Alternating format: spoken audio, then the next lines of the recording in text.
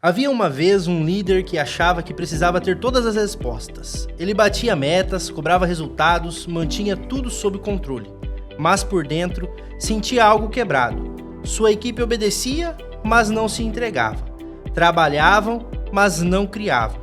Cumpriam, mas não sonhavam juntos.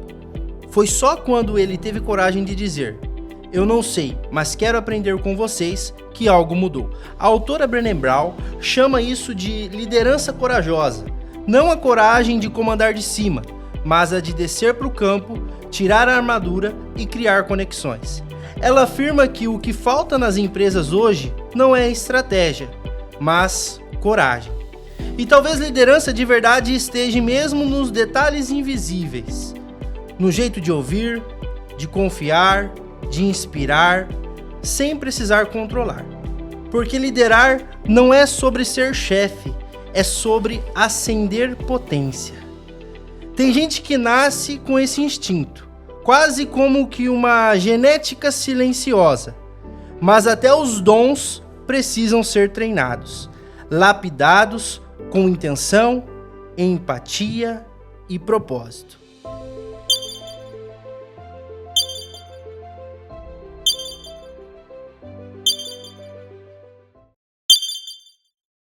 Fala, turma! Seja bem-vindo a mais um episódio do nosso podcast Granja 360. E hoje nós vamos falar um pouquinho sobre esse assunto, que é DNA de líder. Como a genética de gestão impulsiona equipes de alta performance na suinocultura. Seja bem-vindo, Leonardo, a mais um episódio. Ô, Vitor, muito obrigado, cara. Que honra estar aqui em mais um episódio do Granja 360 e com esse tema aí de relevância fundamental aí dentro das carreiras profissionais, né, Vitor? Mais um tema aí de excelência, né, cara? Show de bola. E antes de nós começar o nosso bate-papo, né, Leonardo? Quais são as chamadas para ações que a gente tem aí hoje? Pessoal, não deixem de nos seguir nas redes sociais. Curta o vídeo, você que está vendo a gente pelo YouTube, escutando a gente pelo Spotify. Não deixe de nos seguir, compartilhar, né, Vitor, com aquele amigo que tem interesse em se desenvolver na carreira, se tornar um líder. Eu tenho certeza que o bate-papo de hoje vai ser fundamental para isso, né? Então siga também no Instagram, que a partir dali tem os nossos cortes, tem os direcionamentos, que é o @granja.360. Nos siga nas redes sociais e compartilhe o vídeo, curta e deixe seus comentários. E esse episódio ele só tem sentido, ele só existe hoje por conta de algumas empresas que acreditaram no nosso trabalho, né, Leonardo? Então, gostaria de oferecer esse episódio à Zooprofit, uma empresa que vem transformando as bases da natureza em inovações de tecnologia para a produção animal, e a Guide em gestão de desenvolvimento, a mentoria para transformar a sua equipe. Então, são duas empresas aí que apoiam a nossa iniciativa e que estão conosco aí neste trabalho. Com certeza, Vitor. Gostaria hoje de convidar ele, que é médico veterinário, pós-graduado em marketing e gestão comercial, tem mais de 13 anos, Leonardo, de experiência na indústria farmacêutica, já atuou como coordenador, gerente e hoje ele é diretor de negócios e marketing de uma das maiores empresas de genética que está atuando na suinocultura. Seja muito bem-vindo, Adalto Júnior.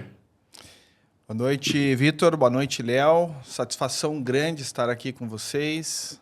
Poder contribuir um pouquinho, né, para o dia a dia de tanta gente que pertence ao nosso mercado e também aos novos entrantes, né? Então, é uma satisfação muito grande estar aqui. Obrigado pelo convite. Nós que agradecemos, Adalto. É uma honra ter você aqui conosco e vamos explorar esse tema de liderança.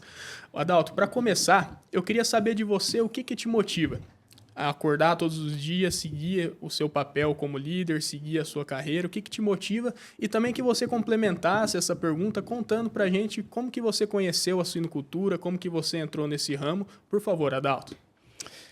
Uma pergunta muito legal, né? Mas eu vou fugir um pouco dos clichês, né?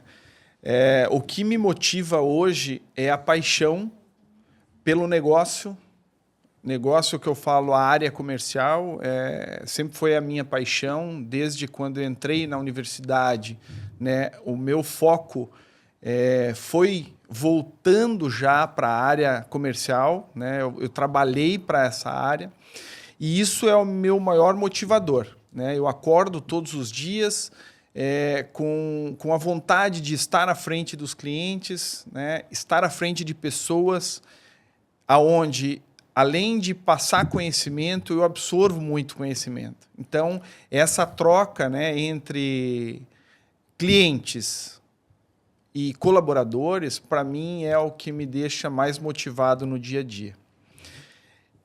E para completar, né, a tua pergunta, o que me trouxe na suinocultura, como que eu entrei na suinocultura, foi tudo por um acaso em relação ao que eu tinha de entrega diante vamos dizer assim, da minha carreira, né? Então, eu entrei, logo depois de formado, eu entrei na área comercial, numa empresa de uma grande farmacêutica, né? E nessa farmacêutica eu trabalhei muito tempo na área comercial de bovinos. E, inclusive aqui no Paraná, eu comecei no oeste do Paraná, né? Então foi a minha primeira oportunidade como funcionário. Eu era coordenador de território, com sede em Cascavel. Então atendia muito toda a região do oeste do Paraná, oeste de Santa Catarina. E com as minhas entregas, a empresa foi me abrindo oportunidades, novas oportunidades, né? Em alguns momentos, eu recusei algumas oportunidades de crescimento, porque eu tinha também alguns objetivos, e um deles não era mudar de cidade. Então, em algum momento, a empresa falou, vem para a sede em São Paulo. E naquele momento eu não queria, né, porque eu tinha propósitos para ficar no Paraná. Acabei recusando, mas em um determinado momento veio a oportunidade. Vamos assumir uma área de suínos. E eu falei, cara, de suínos eu não sei nada, né? Eu não conheço esse mercado. Mas, na época, o diretor falou para mim, falou assim, eu não quero que você conheça a parte técnica e operacional de suínos. Eu quero que você pegue a tua expertise na gestão, né, e traga isso para a área de suínos dentro da companhia, que é a nossa necessidade imediata. E nunca mais saí, né? Então, já fazem 13 anos que eu vim para a área de suínos e gostei tanto que troquei de empresa, mas sempre na área de suínos. Eu diria assim, no universo que a gente compra e vende produtos e serviço, a espécie acaba sendo só algo a mais, né? Mas eu confesso que a área de suínos é uma área diferente, né? É uma área que é um grupo fechado, é um grupo pequeno, né? Hoje, até pelas empresas e pelo sistema de produção que é o Brasil, eu vejo assim que a suinocultura é quase que uma grande família, né? Então, não sei se respondi a tua pergunta, mas eu acho que é por aí. Com certeza, Adalto. Com certeza respondeu sim. Adalto, para nós começarmos ir um pouco mais a fundo do nosso tema, que hoje é DNA de líder, né? Gostaria que você comentasse um pouco quais são as habilidades, quais são aí as características que você vê e enxerga, procura, né, nos líderes de alta performance, né? Como que você vê isso dentro hoje do setor de genética suína, né? Como que você também desenvolve essas qualidades em si e na sua equipe? Comenta um pouco para nós sobre essa questão das habilidades. Vitor, eu diria assim, qualquer líder hoje de uma empresa que vende produtos e serviços, ele acaba tendo que ter algumas, eu diria assim, um olhar diferente, né, do que a gente vê, por exemplo, quando a gente fala com pessoas que estão buscando liderança dentro de recursos humanos. Eu acho que hoje, para você ser um líder, você precisa ter passado em algum momento pelos cargos que você lidera, porque é fundamental você conhecer o dia a dia das pessoas que estão à frente, né, na linha de frente. É fundamental você conhecer as necessidades, as dores, ouvir as pessoas que você tem contato direto. Então, para mim, esse é o primeiro passo para você ter uma liderança mais assertiva. Se você vivenciou em algum momento o que os seus liderados vivenciam hoje, você vai entender um pouquinho do processo. Você tem que ter foco em pessoas, né? Você tem que sair fora um pouco somente do cobrar aquilo que você é cobrado, ou seja, toda empresa que vive de produção, venda, enfim, você é cobrado pelos seus resultados, pela sua entrega. Mas a partir da hora que você tem liderados dentro de um bem-estar, ou seja, de um ambiente favorável, onde o teu líder é um apoiador, né? E eu vou citar um exemplo que eu considero fundamental hoje.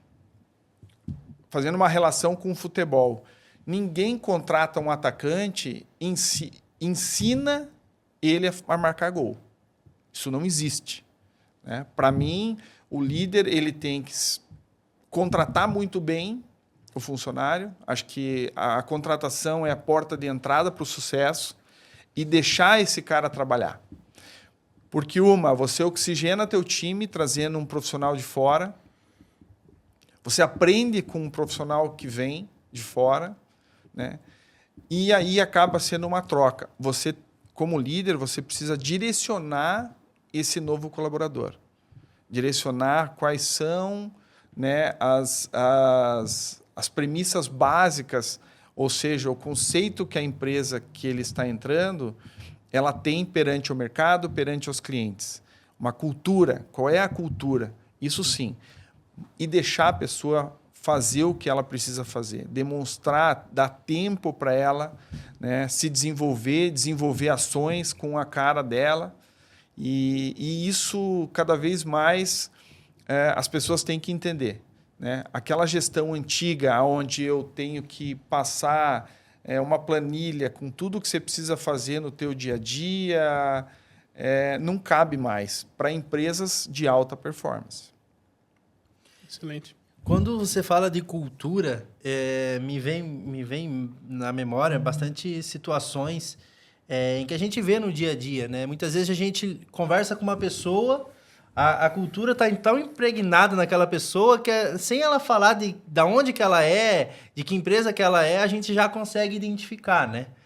Eu queria que você comentasse um pouquinho mais quais são os desafios hoje, pensando nos novos profissionais que estão entrando no mercado, uma geração um pouco mais, como que eu posso dizer, uma geração com as suas peculiaridades, com os seus desafios e oportunidades de melhoria, né? Adalto, como que você vê essa questão de passar a cultura para essa nova geração que está entrando na área comercial, no mercado de trabalho? Como que você vê isso? Pergunta de $1 milhão. Nós estamos passando no momento onde um líder hoje ele está com uma série de gerações dentro da sua estrutura, né? Então, assim, tentando contextualizar um pouquinho, nós temos hoje uma geração que, vamos pegar lá, dos seus 30 anos até os 60, né? Uma faixa etária que ela teve, na sua cultura de ensinamento de casa, a trabalhar. Né? Olhando até lá a pirâmide de Maslow, onde você olha a base da pirâmide, é a manutenção, né? Manutenção da família, manutenção de si próprio, é você proporcionar, né, para a família um bem-estar através do trabalho, né? Uma geração muito comprometida com as tarefas.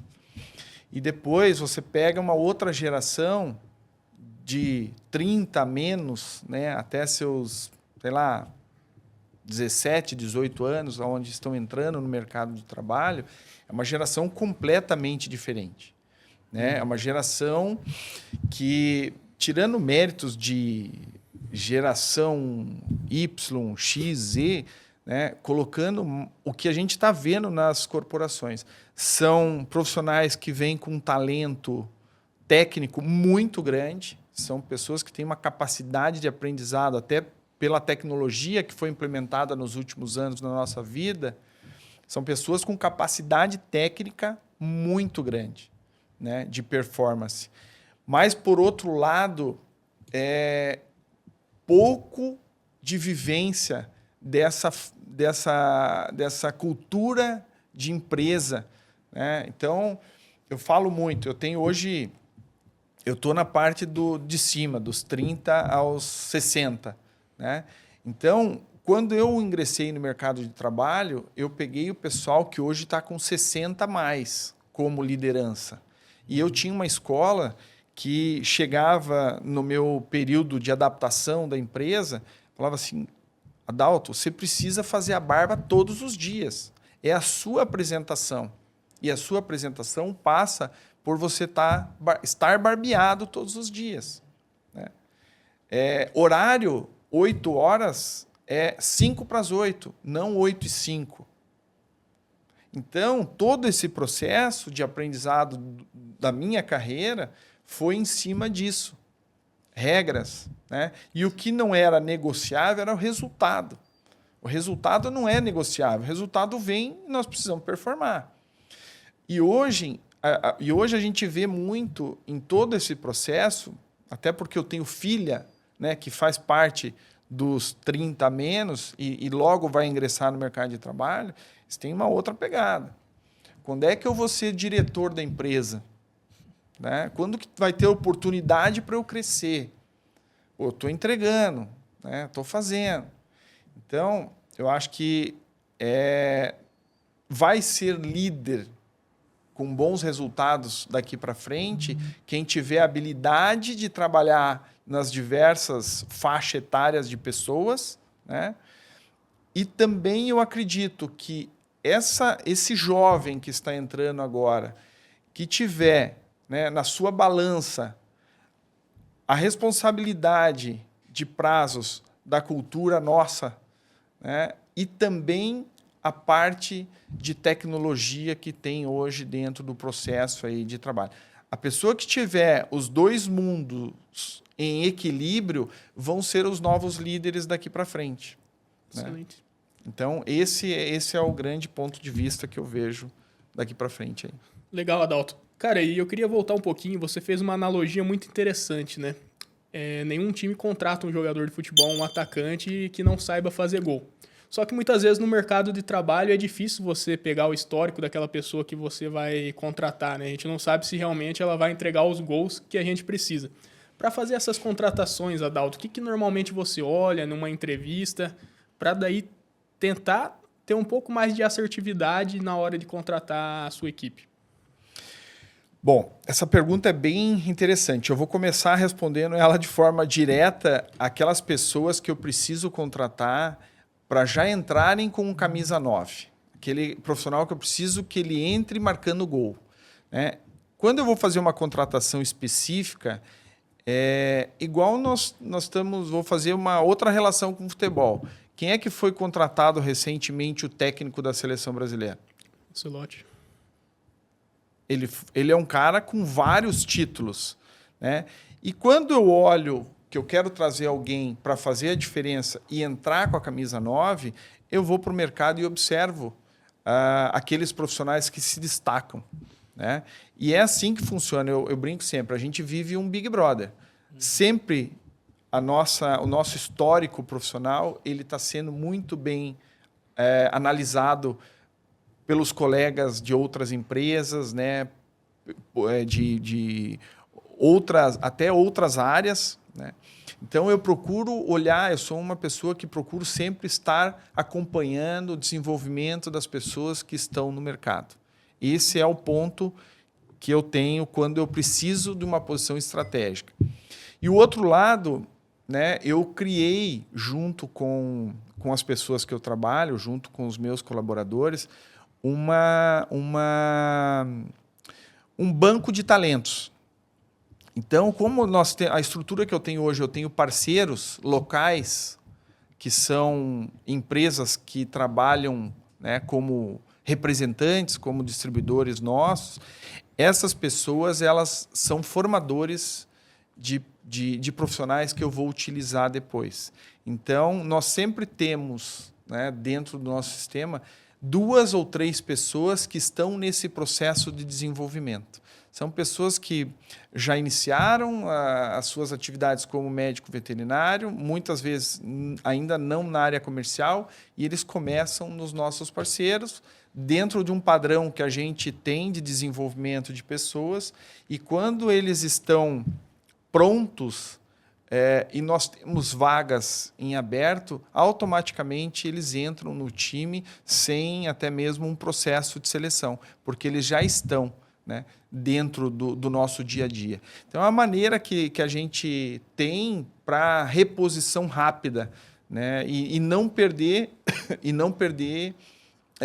o tempo que a gente sabe que tem para perder. Não é perder, né, é ganhar, mas o desenvolvimento de uma pessoa às vezes pode levar anos. E eu falo por mim, quando eu vim do bovino para o suíno, eu tive um período de adaptação relativamente grande, porque muda muita coisa, né? Então, uma maneira que eu achei foi ter essa base, né, de desenvolvimento junto aos parceiros. Isso é excelente, né? Preparar aquela pessoa anteriormente para depois inserir ela numa vaga de mais precisão, né, cara? Exatamente. Isso aí. E, Adalto, a partir do momento que você, então, ingressou essa pessoa na equipe, a gente sabe que vagas de liderança a gente exige que tenhamos estratégias para manter essa pessoa motivada, essa pessoa engajada e entregando resultados consistentes, né? Quais são as estratégias que você utiliza para deixar a sua equipe engajada? E, ao mesmo tempo, Adalto, hoje se ouve muito falar do bem-estar das pessoas, né? Da saúde, do colaborador, que esse colaborador se sinta em casa realmente ali no trabalho. Como que você utiliza essas táticas conciliando com o bem-estar da sua equipe? Eu acho que ninguém motiva colaborador, né? O que a gente, como gestor, precisa fazer é promover algumas questões que são fundamentais na área comercial. Uma delas é a meritocracia, né? A gente precisa trabalhar com meritocracia. O outro ponto foi o que eu falei, eu procuro trazer para o meu time os apaixonados como eu. Você tem que ter pessoas que são apaixonadas pelo aquilo que eles fazem, né? E muitas vezes o colaborador ele tem que entender o momento, né, da empresa e a empresa do colaborador. Então, hoje, eu muito escuto também, o que a empresa vai fazer por mim? E a pergunta que eu volto é, o que nós, como colaboradores, fazemos pela empresa? É uma relação muito, assim, eu discuto muito isso com o meu time, né? A gente vive muito mais dentro da empresa do que muitas vezes dentro da nossa família. Isso aí. Então, a relação que eu tento buscar eu vou trazer a minha raiz. Uma coisa que eu não negocio é o resultado. Agora, eu sei que quando nós não vamos alcançar o resultado, tudo foi feito, né, para chegar. Não chegamos por outros fatores, mas o que é importante para uma equipe de alta performance é ter essa convicção muito, assim, muito centrada na estratégia. Outro ponto, né, que eu vejo que é bastante importante é deixar o camisa 9 jogar, né? As pessoas têm que jogar o jogo. Então, eu já perdi colaboradores porque não se encaixaram nessa estratégia. Também vieram de culturas onde o gestor dava uma planilha de Excel, né, com todo o dever que ele tinha que cumprir no dia, na semana, no mês. Então, isso não funciona hoje numa equipe que eu considero de alta performance. Nós temos hoje períodos curtos, nós jogamos, eu brinco com a minha equipe, nós jogamos campeonatos de 30 dias. Né? Virou o mês, zerou o jogo. Então, eu preciso dar resultado com constância. Nenhuma equipe consegue chegar à alta performance, que é entregar resultados de uma forma constante por meses, anos, né? Se você não tiver o que você falou ali, bem-estar. Eu preciso transmitir tranquilidade para o meu colaborador, né? E hoje eu falo que nós temos um ambiente que favorece muito. Eu tenho a gestão acima, né, com esse mesmo pensamento, com essa mesma cultura, e a gente tenta parametrizar para todo o time, né, ter essa mesma qualidade de vida, né, que eu tenho, né, digamos Sim. dessa forma. Tem algumas áreas com gestores com perfil diferente? Tem. Mas daí a gente vai olhar na raiz da cultura, veio de uma outra cultura completamente diferente.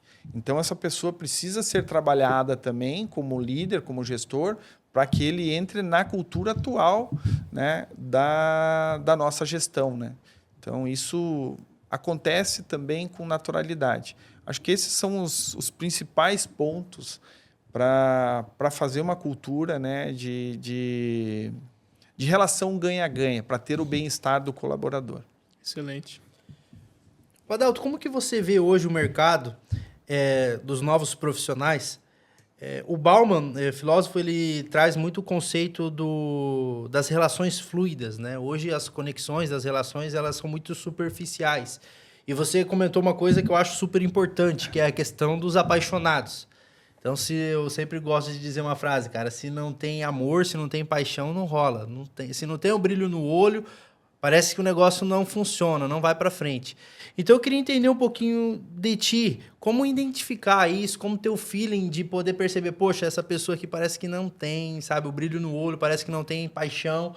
Você, com a tua experiência, como que tu consegue identificar isso no dia a dia? Você tem alguns momentos também, né? Muitas vezes, no trabalho, um colaborador ele tem fatores extra-campo, né? Extra o trabalho, que pode interferir no momento dele. Então, eu falo assim, ó, nós precisamos ter relações mais profundas com as pessoas, principalmente aquelas que nós trabalhamos. Se você tem uma relação com o teu colaborador próxima, você sabe o momento que ele está vivendo. Se é um momento ou se ele está perdendo a paixão, se ele está perdendo o amor. E eu sempre falo, eu tenho grandes amigos que foram meus colaboradores e outros que foram meus gestores.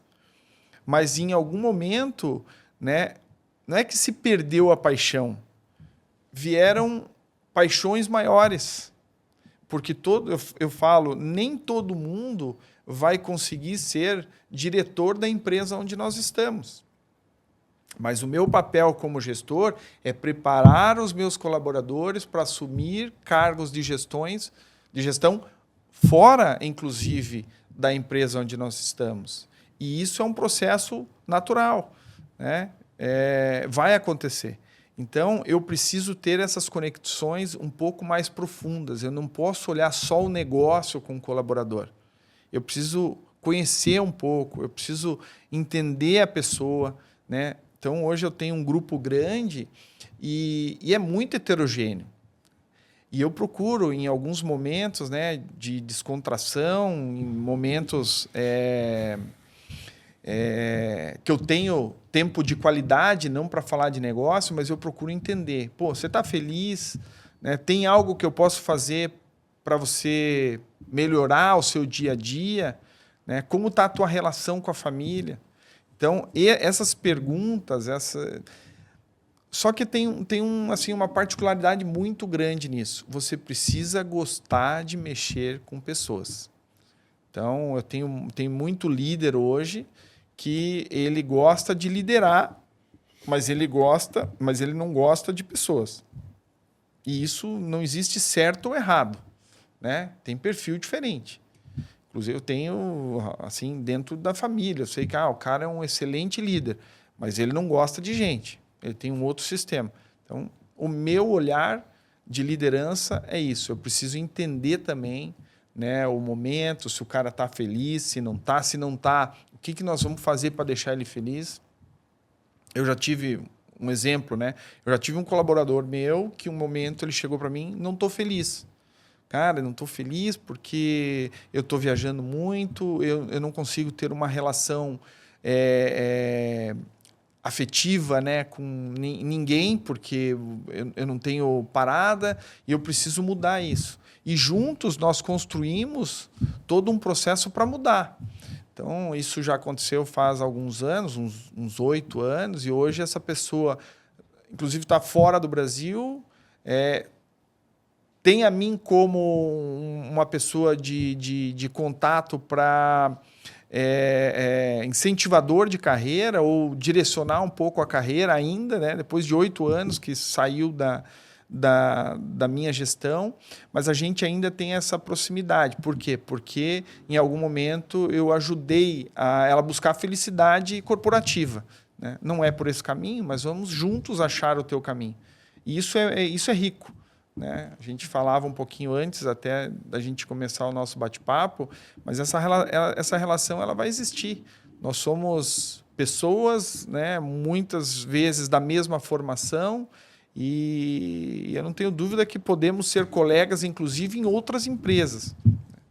Então, para mim, toda a relação eu construo da forma que amanhã um de vocês pode ser meu gestor, né? Então, eu preciso tratar essas questões de forma igualitária. Nós como uma grande família, né? Como o Adalto exatamente. disse. Acho que você trouxe um conceito assim que a gente poderia explorar um pouco mais, que é essa questão da felicidade corporativa. Ouvindo você falar, Adalto, a gente percebe o quanto é genuíno a liderança no teu perfil, né? E não só empresa, placas, enfim, projetos, mas a gente percebe que é do ser humano para o ser humano, né? É uma relação genuína. Comenta um pouco mais para nós, assim, que está recém-formado, pessoal que está começando na carreira agora, a esse conceito que eu achei bem interessante, da felicidade corporativa. O que é uma felicidade corporativa? A felicidade corporativa, no meu ponto de vista, é você ter um ambiente de trabalho gostoso.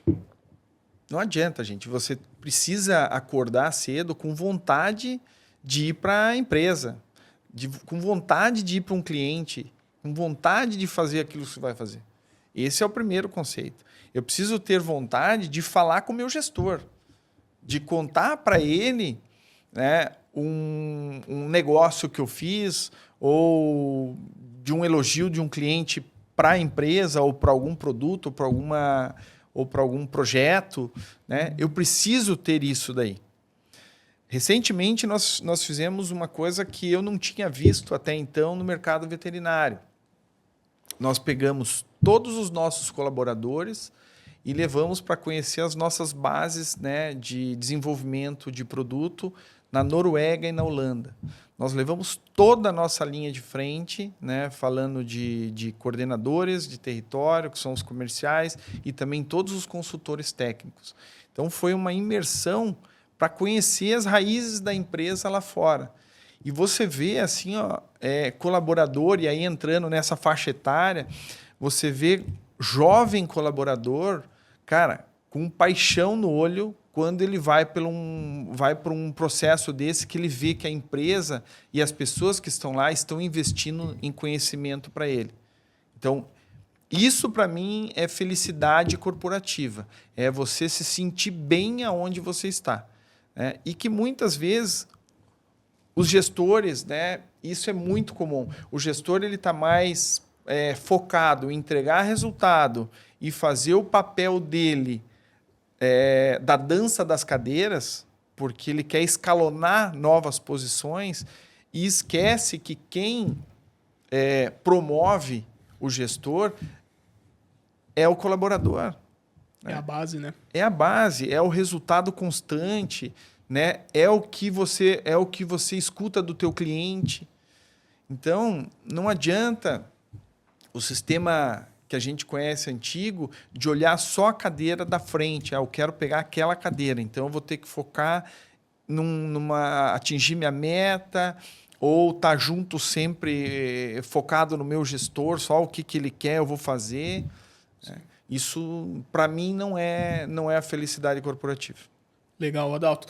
Adalto, saindo um pouquinho dessa questão da felicidade corporativa, mas olhando um pouco para a sucessão da equipe.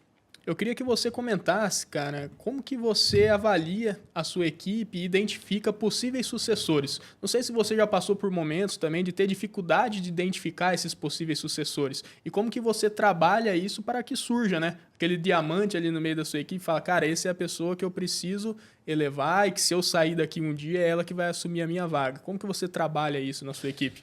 Boa pergunta. A própria equipe identifica quem são os novos sucessores, né? Então, quando você tem uma equipe com um número assim relativamente não grande, mas vamos lá, cada grupo, por exemplo, eu tenho um grupo de técnicos que tem acima de 10 pessoas, né? Então, entre eles, você começa a identificar a sucessão de gestão.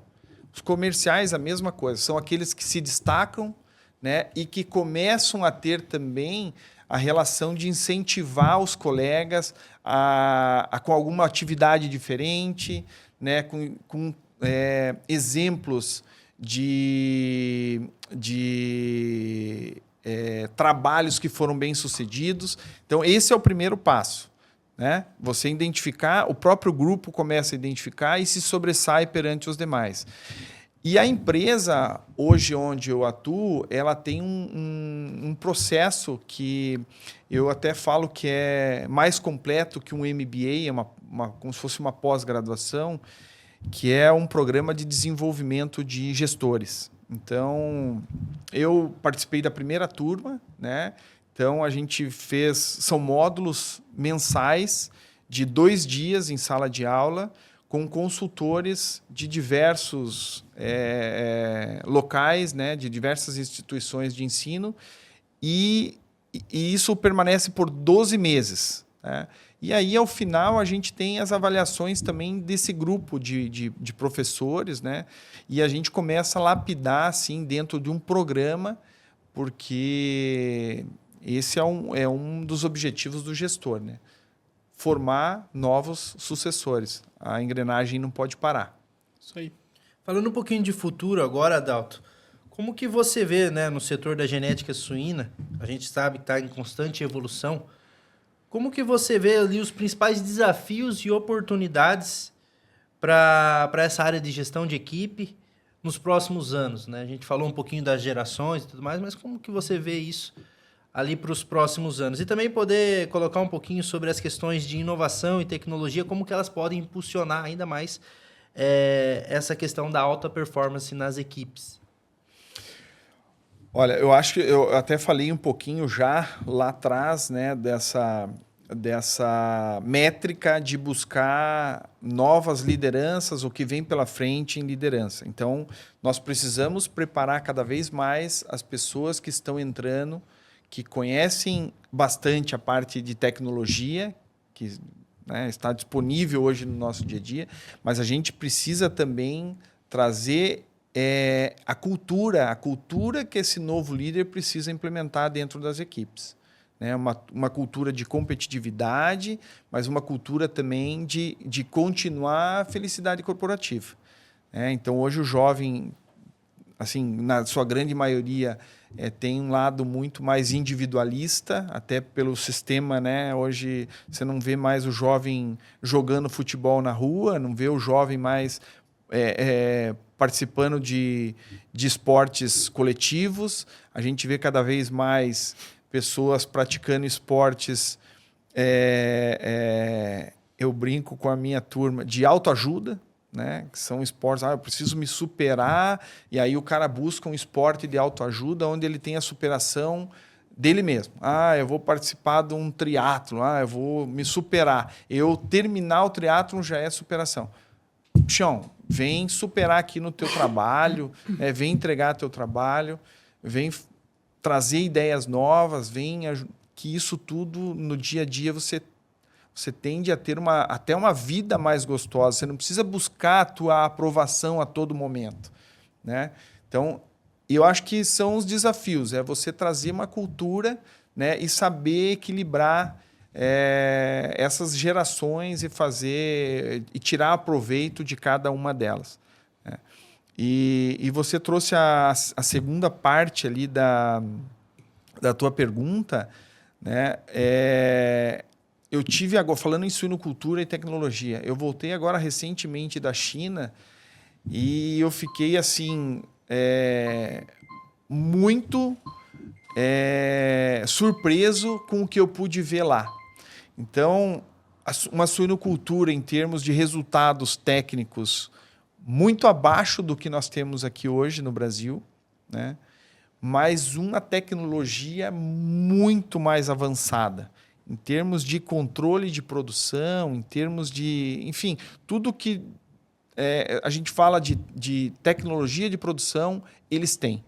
Né? Então, assim, salas imensas de controle, onde com um clique você abre, aonde, por exemplo, o Leonardo está trabalhando, quais são os objetivos dele, qual é a temperatura da sala onde ele está trabalhando e abre até uma câmera para você ter uma visão online do teu trabalho. Então, eu digo assim, tem muita coisa ainda para vir, né, em termos de tecnologia, e eu acho que nós temos um futuro muito promissor, né, porque a gente vai ter gente extremamente capacitada a trabalhar com essas ferramentas, e a gente precisa se preparar para o futuro. Né? Falando também na suinocultura do Brasil, eu acho assim, nós somos o melhor produtor de suínos do mundo. Nós não temos todos os problemas de sanidade que o resto do mundo tem. Né? Nós temos taxas de indicadores de produção muito bons. Né? Nós temos uma mão de obra ainda especializada e ainda com custo menor que os outros países de produção, e temos um custo de produção ainda menor. A China tem exatamente o dobro do nosso custo de produção. Né? Então, nós precisamos contabilizar isso. Em algum momento, eu vi uma palestra onde falávamos do síndrome do vira-lata. Né? Eu acho que nós precisamos mudar esse conceito. Nós, os jovens que vêm entrando, nós que estamos dentro da produção, nós precisamos falar bem do que é nosso. E isso daí é algo que, com certeza, vai mudar o nosso patamar nos próximos anos. Excelente. Caramba, muito bacana, Léo. Que baitão, aula. Que baitão. Infelizmente, estamos chegando ao fim. A gente está chegando. Eu quero ter oportunidade, Adalto, de continuar esse bate-papo, uma outra oportunidade que a gente puder trazer de volta aqui para o podcast. Eu acho que a gente tem muita coisa aí a detalhar, tanto é que o tempo passou voando, né, cara? Você tá doido. E assim, Adalto, eu acho que para complementar e dar continuidade mais um pouquinho aqui aproveitar um pouquinho mais de ti aqui no podcast, eu queria que você deixasse alguma dica, né? Qual que é o seu conselho, Adalto, para aquela pessoa que está começando numa vaga de gestão, está ali no mercado da suinocultura ou almeja uma vaga de liderança? Qual que é o conselho para essa pessoa se desenvolver dentro dessa área, por favor? Meu conselho só fiquem na posição que vocês estão hoje se vocês estiverem apaixonados pelo que vocês fazem. Porque se vocês estiverem numa posição de gestão, fazendo aquilo que vocês não gostam, vocês estão acabando, né, com a vida de muitas pessoas que estão abaixo de vocês. Né? Às vezes, involuntariamente, eu estou desempenhando um papel de gestor e o que tem para baixo de mim está sofrendo, porque eu não estou entregando aquilo tudo que eu posso entregar. Então, para mim, eu acho que o grande conselho é esse. A gente precisa estar feliz na posição que nós estamos. Então, é isso que eu tenho para falar. O resto tudo, todo mundo é treinado, pode ser desenvolvido, mas a paixão, meu amigo, não tem como. Isso é fundamental. É fundamental. Excelente. Isso aí, Adalto. Muito obrigado, cara, pela sua participação e, mais uma vez, pedir ao público, né, Vitor, que deixe seu comentário, deixe a sua opinião sobre o tema, nos siga no YouTube, no Spotify, no Instagram, né, Vitor, e compartilha com aquele amigo que vai se interessar pelo tema. Perfeito. Bacana. Toda segunda-feira ali, uma segunda sim, uma segunda não, tem episódio novo às 6 horas da manhã, né, Leonardo? 6 horas da manhã já tá lá. É isso aí. Adalto, muito obrigado pela tua participação. Foi um momento, assim, muito importante para nós. Uma baita aula, assim. Tenho certeza que o pessoal que nos acompanhou aí gostou bastante do conteúdo, tá? Então deixa aqui o nosso agradecimento do Granja, deixa aqui o nosso agradecimento também dos nossos parceiros, pessoal da Zoprofit, da Guide, que que nos apoia nesse projeto. Muito obrigado. Obrigado a vocês pelo convite e estou sempre às ordens de vocês aí. Tá? Um grande abraço. Abraço, obrigado. Pessoal, obrigado. até o próximo episódio. Até o próximo. Tchau, tchau. Tchau, tchau.